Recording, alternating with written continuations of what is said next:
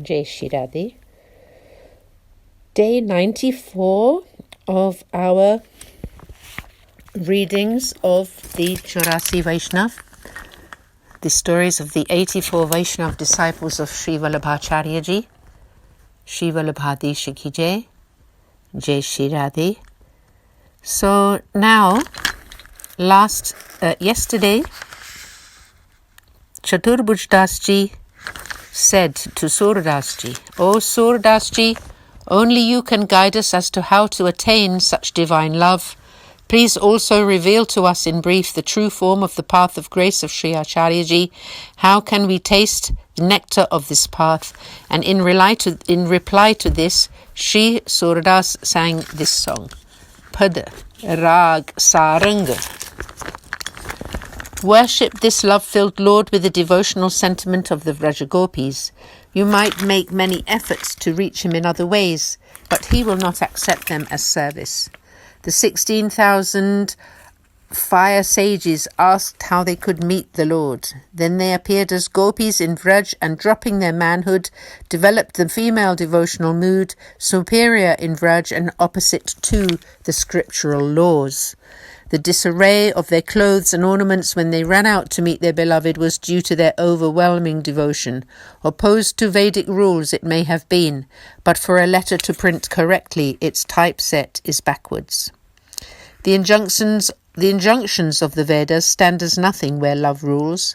The poet Surdas Ji now says, that is how these sweet-natured and clever gopis were able to captivate Sri Krishna, the enchanter. Bhav Prakash. The inner meaning. This pada teaches us to offer worship to Sri Govardhandhara in the same devotional mood as the gopis, like Sakhis. Sakhis have the qualification to observe the Lord's pastimes in the forest bowers with his closest companions. One might perform many Vedic rituals, but he does not consider them to be seva. For example, the 16,000 Agni Kumarikas manifested from the verses of the Vedas. The 16,000 rishis, who were sons of the fiery constellation Ketu, had in their previous manifestation become amorous of Sri Ramachandraji and requested him to sport with them in the Dandakaranya forest. Sri Ramji told them that their wish would be only fulfilled if they appeared as ladies in Braj. Within the rules of the Vedas, females do not have the right to perform most rituals, but in the Leela of Sri Krishna, the Supreme Personality of Godhead, it is females alone who have the eligibility to enter the Leela. Therefore, the path of devotion is said to be the opposite to the Vedas.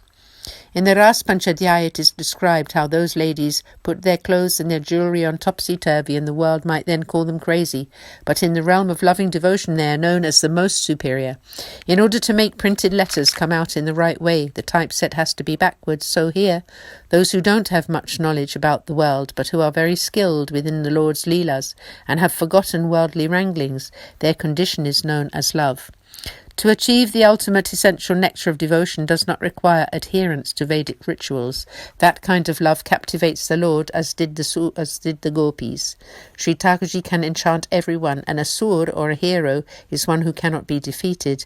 That hero is the most clever because they cannot be roped in by anyone else, only by the love of the beloved Lord. They forget everything else. These are the qualities and nature of the devotional mood and the form of the path of grace. Part 11 continued. Chaturbhuj Das and the assembled Vaishnavas then praised Surdas Ji as being the recipient of massive grace. Surdas Ji fell silent. Sri Gosai Ji asked him where his consciousness lay at that moment, and Surdas sang this poem. Pada Rag Saranga. I surrender my life and soul over and over again to you, Sri Radhika, who is loved by Sri Krishna, the son of Nanda. You are so clever, and he is also most skilled. With such a bond of love, how could you ever remain separated? He wraps up your golden body in his yellow cloth, but your love cannot be concealed. You then take his body, which is as blue as a rain-filled cloud, within your blue garments and wrap him to your heart. Then the hairs on your body stand on end and your bliss swells as you see him. The poet Surdas says, when your female companion asks you about him, it is your laughter that reveals all. Wah, kya baat hai ji. Then he sang this one. Pada Rag Bihagaro, Her eyes, wide and lovely like those of the conjured bird, are rolling in the intoxication of his nectarian form. They are lovely and frivolous. They could not remain caged for a single second. Their glances move sideways as if towards the ears, but quickly flit back as if in fear of capture by the earrings. The poet Surdas now sings, they stay where they are, held in by the grace of the line of coal within them, otherwise they might just fly away. Surdasji sang this song, and then, absorbed in the contemplation of the divine couple, he dropped his mortal coils and went and entered the eternal Leela. Sri Gosaiji went back to Jetipura. All the Vaishnavas performed his last rites and then went to Sri Gosaiji. Bhav Prakash. This Surdasji has 4 names. Sri Acharyaji calls him Sur, which infers warrior. Just like a warrior never steps backwards in a battle but leads the vanguards on, so Surdas's devotion grew and advanced every day. Sri Gosaiji called him Surdas, for his das bhav, or mood of service, never diminished. The more divine experiences he had, the more humble he became. He never in his life became proud or egotistical, and so he called him Surdasji, respected Surdas. His 3rd name is Surajdas. Surdas had written over 7,000 pads about Sri Swaminiji, and she called him Suraj because he resembled the sun that lights up the world, and in this way, by writing those padas, he threw light on her form. After Sri Swaminiji gave him this name, he wrote many poems with the chap Suraj, and Sri Govardhanaji composed 25,000 poems for Surdas, and there he wrote the chap or seal as Surasham. Thus these are Surdas's 4 names, and all 4 are found in the chap line at the end of his compositions. Part 11 continued. Surdas was always totally absorbed in Seva with all his heart, and this is why Sri Acharyaji did not give him a Swarupa of the Lord to physically serve. Surdas had the experience of the Lord, which is already the highest reward of Seva, as he was always absorbed in the beloved's pastimes.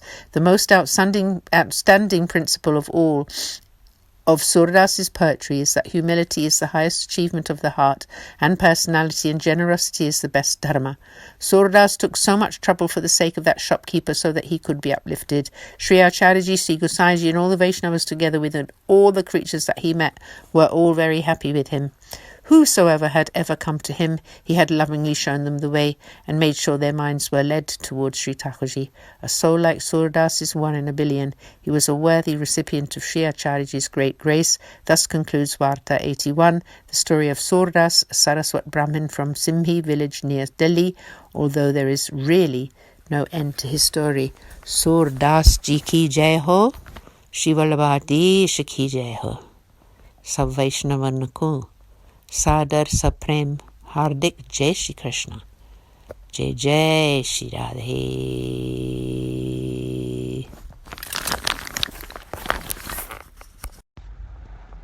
Jai Shri Radhe. 84 Vaishnav ki Varta mein I said that it was day 94. This is day 95 of the readings, the conclusion of the Varta of Sri Surdasji. Please note it's day 95, Varta 81 concluded. Jai Shri Krishna, Shiva Labhadi Shaki Jai Ho.